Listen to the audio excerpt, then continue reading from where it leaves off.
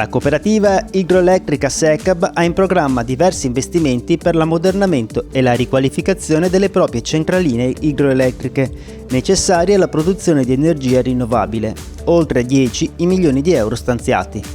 SECAB serve 170 km² di territorio, coprendo complessivamente l'area appartenente ai comuni di Paluzza, Trepoligo Sullo, Cercivento, Ravascleto e Suprio. Sono circa 5.500 le utenze collegate e l'energia viene prodotta da 6 centrali idroelettriche.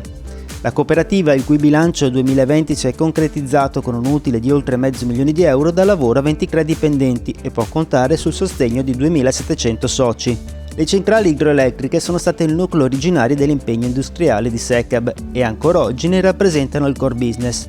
Gli impianti idroelettrici hanno una potenza installata complessiva di 10,8 MW e generano circa 44.000 MWh all'anno di energia pulita. Questa produzione copre totalmente il fabbisogno annuo di energia elettrica del territorio, con un surplus di 24.000 MWh.